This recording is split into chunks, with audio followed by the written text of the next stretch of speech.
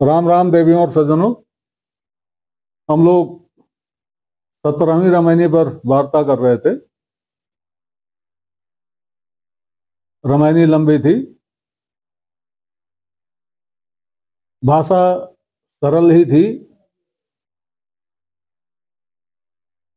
वैसे समझने में कोई दिक्कत कठिनाई नहीं हुई, लेकिन मैं यहाँ समझता हूँ कि कुछ चीज़ों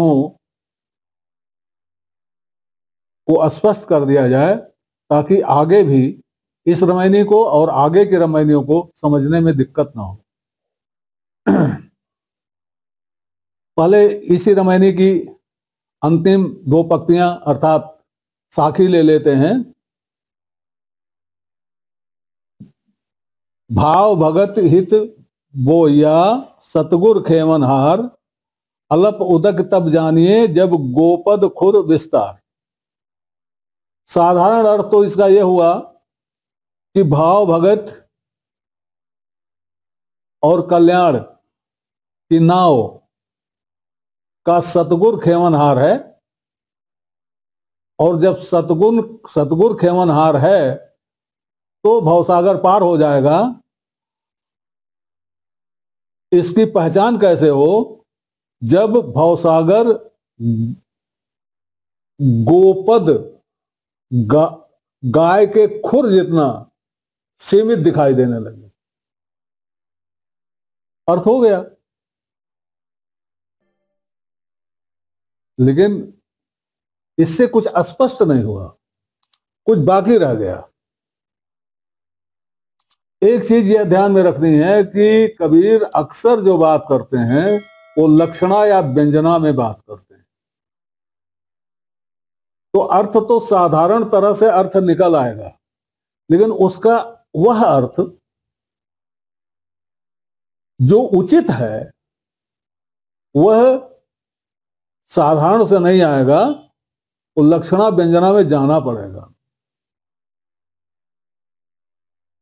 इसका नियम यह है कि साधारण अर्थ लगा, स्थिति साफ नहीं हुई तो लक्षणा में गए, लक्षणा से भी स्थिति साफ नहीं हुई तो व्यंजना में गए। क्रमवार चलेगा, ऐसा नहीं कि सीधे व्यंजना में पहुंच जाएंगे।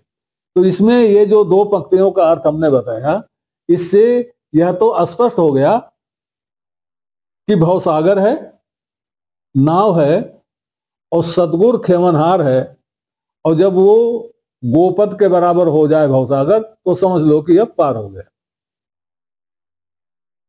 ये सब है क्या?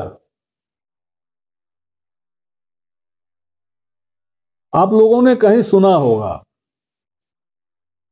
या नहीं सुना होगा तो भी बड़ा प्रसिद्ध भजन है कबीर का, इसी साखी से ही संबंधित है। संबंधित तो हम इसलिए कह रहे हैं कि हमको लग रहा है। वो भजन इस तरह से है, कछु लेना न देना मगन रहना, कछु लेना न देना मगन रहना। अब कछु लेना न देना मगन रहना, यह वाक्य अब तक आप जो 3-4 रामायणियां देख चुके हैं सबकी जिस्ट है। न इधर देखना न उधर देखना, कुछ नहीं, न इनकी सुनना न उनकी सुनना, बस मगन रहना। मगन कैसे रहेंगे आप इस स्थिति में? जब अपने अंदर आएंगे, जब अपने आप को पहचानने की कोशिश करेंगे। तो कछु लेना न देना मगन रहना। और इस भजन के अंतिम में है, कहत कबीर सुनो भाई साधो, खेवटिया से मिले रहना। जो खेवनहार है उससे मिले रहना, उससे मित्रता बनाए रखना, उसके साथ हमेशा मित्रता बनाए रखना, उससे मिले रहना। मिले रहने का बहुत बड़ा व्यापक अर्थ होता है। तो कबीर कहते हैं खेवटिया से मिले रहना, वही खेवटिया यहां है। अब यहां खेवटिया का एक और विशेषण लग गया है। खेवनहार को बता दिया गया खेवनहार कौन है। खेवनहार सतगुरु है। ध्यान दीजिएगा, गुरु नहीं, सतगुरु। गुरु तो नाव बनाने का, उसमें पतवार रखने का और कैसे चलाया जाए ये बता के अलग हो जाएगा। वो साथ साथ आपके पार नहीं जाएगा, पार उतारने नहीं जाएगा आपको कि वो पार उतार दे और फिर लौट के आओ फिर दूसरे को ले जाए, ऐसा नहीं है। यह काम तो सद्गुरु करेगा। और सद्गुरु है कौन? जो कबीर का जीव है, जो कबीर का राम है, जो कबीर का आराध्य है, वही कबीर का सद्गुरु है। आगे अवसर मिलेगा जब गुरुदेव के अंग की साखियां आपके सामने प्रस्तुत करूंगा तो उससे स्पष्ट हो जाएगा। वैसे मैं जहां मैंने यह आपको बताया है कि महात्मा कबीर के गुरु कौन थे, वहां मैंने गुरु और सद्गुरु का भेद स्पष्ट किया है। प्रारंभिक अंकों में जहां कबीर के जीवन पर चर्चा हुई है, वहां पर गुरु और सद्गुरु पर भी चर्चा हुई है। उसको देख लेंगे तो स्थिति स्पष्ट हो जाएगी। तो यहां पर जो खेवटिया है, जो खेवनहार है, वो सद्गुरु है। और सद्गुरु कौन है? अपना ही जीव। ये सद्गुरु कैसा है, इसके बारे में जान लीजिए, हर जगह जरूरत पड़ेगी। कबीर कहते हैं मानुष बड़ा बड़ा हो आया, एक पंडित सबे पढ़ाया। वह पंडित जो सबको पढ़ाता है वही सबका सद्गुरु है। हमारा भी यही सद्गुरु है, आपका भी यही सद्गुरु है, सबका यही सद्गुरु है, यही सबको पढ़ाता है। इसी ने कबीर को भी पढ़ाया था। अनंत दास ने जो कबीर परचयी लिखी है उसमें उन्होंने लिखा है स्पष्ट कि कबीर जब इस दुविधा में थे कि माला पाऊं कौनी भांति, मुसलमान हूं मैं, मुझे माला कौन देगा, कैसे मिले माला। तो जब इस पर अपने आप विचार कर रहे थे, वो किसी से पूछ नहीं रहे थे, अपने आप जब विचार कर रहे थे तो क्या हुआ, भीतो बानी बोला ये, भीतर वाला यह बोला, क्या बोला, रामानंद पे दीक्षा ले, रामानंद पे चला जा, वहां दीक्षा ले ले। अबे भीतो बानी कहीं ऐसे नहीं हो गई, कबीर ने सुन रखा होगा कि रामानंद हैं जो जात पात नहीं मानते, सुन रखा होगा कहीं, तो वही मनन चिंतन कर रहे होंगे कि उनके मन ने भी, उनके जीव ने भी कह दिया इस रामानंद से दीक्षा ले ले। तो यह जो है, ये है सद्गुरु। यही आप जो है इसमें कहीं भी देखेंगे। और दो साखियां आप याद रखिए, आपको कबीर वाणी समझने में भूल नहीं होगी।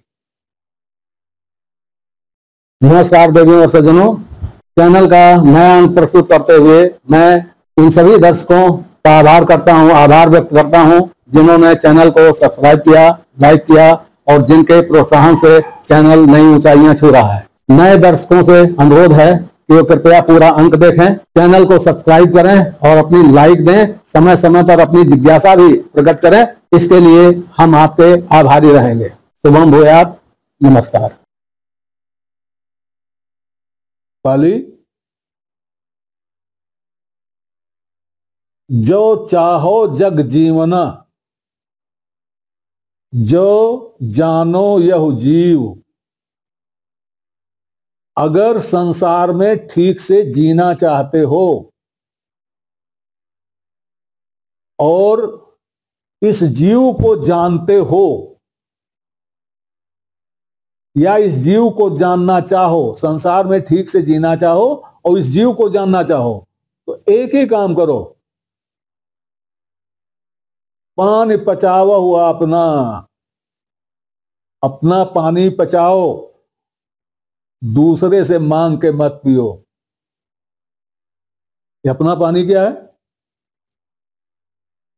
जब हम कुछ इस लायक हुए कि हम कुछ ग्रहण कर सकें, तब से लेकर आज तक जितनी चीजें हमने ग्रहण किया है वो सब, उस सब की उपमा कबीर पानी से देते हैं।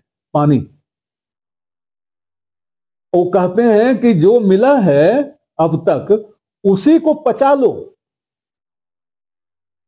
मतलब उसी को ढूंढ डालो, उसी पे चिंतन मनन कर डालो, तो दूसरे से पानी मांगकर पीने की जरूरत नहीं रहेगी। कहीं नहीं जाना है, किसी के पास नहीं जाना है, कुछ नहीं पढ़ना है, कुछ नहीं लिखना है। जितना अब तक मिल चुका है उस पर सोच विचार कर लो, उसका अता पता पूरा जान लो, तो तुम्हें कहीं और नहीं जाना है और किसी से पानी मांगकर पीने की जरूरत नहीं रहेगी। एक। दूसरा, जो चाहो जग जीवना, यहां भी संसार में जीना चाहते हो तो करो जीव को सार, तो जीव को ही सार तत्व मानो, इसी जीव को ही सब कुछ मानो, क्योंकि जियरा ऐसा पाहुना मिले न दूजी बार। यह आपका जीव आपका ऐसा पाहुन है, ऐसा अतिथि है जो मिले न दूजी बार, वो दोबारा नहीं मिलेगा। जन्म दोबारा मिल जाएगा किसी योनि में, लेकिन यही जीव, ये प्यारा जीव, ये नहीं मिलेगा। वो जीव जो मिलेगा किसी दूसरे रूप में होगा, और जान भी नहीं पाओगे कि यही जीव था। कौन जीव था? वो तो सब समाप्त हो जाता है। तो जियरा ऐसा पाहुना मिले न दूजी बार, दोबारा नहीं मिलेगा। तो कुछ ऐसी ही चीजों का ध्यान रखना पड़ेगा। एक और चीज का ध्यान रखना पड़ेगा, किसी शब्द के दो अर्थ होते हैं। एक अर्थ वह होता है जो उसका वास्तविक अर्थ है, और एक अर्थ वह होता है जिस अर्थ में वो जाना जाता है। कबीर दोनों अर्थों का, दोनों तरह के शब्दों का प्रयोग ऐसा करते हैं कि दोनों अर्थ निकल जाए। अब जहां जैसा है वहां क्या निकालना है ये आपको देखना पड़ेगा। तो अब प्रारंभ करते हैं 18वीं रामायणी। मैंने इसमें बीच में एक संकेत दिया था कि अब जो जिज्ञासा हो गई है, तो जिज्ञासा हो गई है तो जिज्ञास क्या होगा? फंस जाएगा। फंस भी सकता है, बच भी सकता है। मैंने बताया था इस रामायणी में ऐसा कहीं नहीं आया, अगली रामायणी में वो आया। इस रामायणी में, अच्छा हाँ, मैं एक चीज और बताना भूल गया। ये गोपद खुर विस्तार, ये कैसे जानेंगे? जब आपको यह एहसास हो जाएगा कि हमारा खेवनहार, हमारा सतगुरु, हमारा जीव ही है, जैसे ही आपको यह मालूम हो जाएगा, तैसे भवसागर आपके लिए कुछ रह ही नहीं जाएगा। क्योंकि सारा भवसागर तो ऊपर बताई हुई चीजों में है।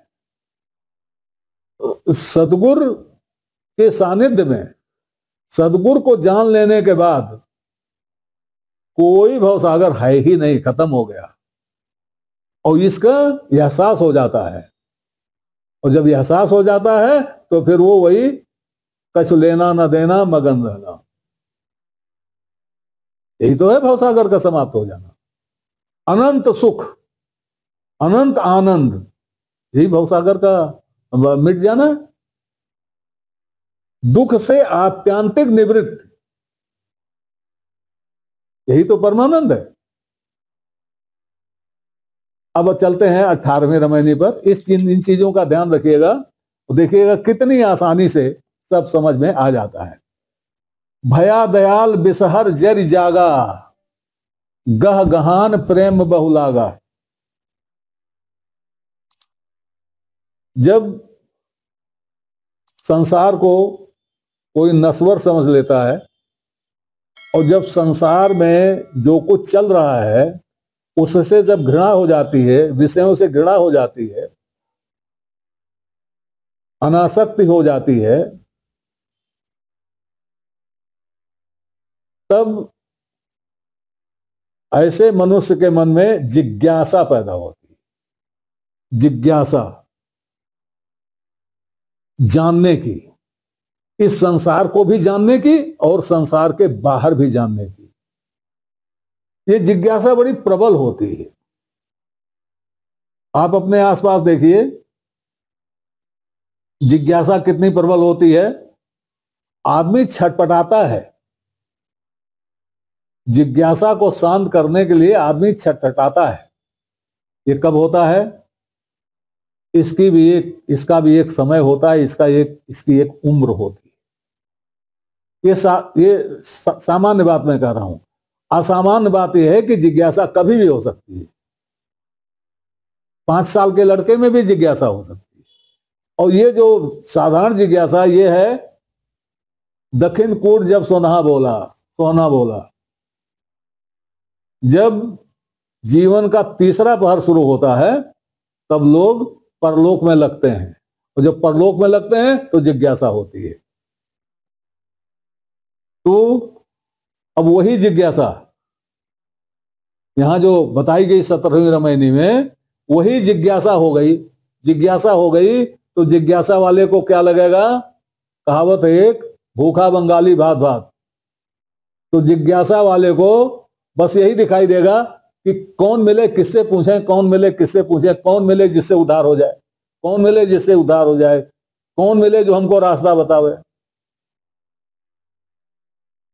तो गुरु की खोज में निकलता है, और कभी कभी आपाधापी में, जल्दीबाजी में वह गलत गुरु के साथ पड़ जाता है। तो ये जो अभी जो जिज्ञासु हमारा जो पड़ा हुआ है इस रामायणी में, वह गलत गुरु के साथ पड़ा हुआ है। इसके बारे में आगे चर्चा होगी। आज यहीं तक, आगे फिर बात होगी। तब तक के लिए नमस्कार। आपसे निवेदन है कि श्रृंखला को अपनी लाइक दें, इसको सब्सक्राइब करें और कमेंट बॉक्स में जाकर अपनी टिप्पणी प्रस्तुत करें, अपनी जिज्ञासा व्यक्त करें, अपने प्रश्न पूछें। यथा समय आपकी जिज्ञासाओं और प्रश्नों का समाधान करने का प्रयास किया जाए। धन्यवाद।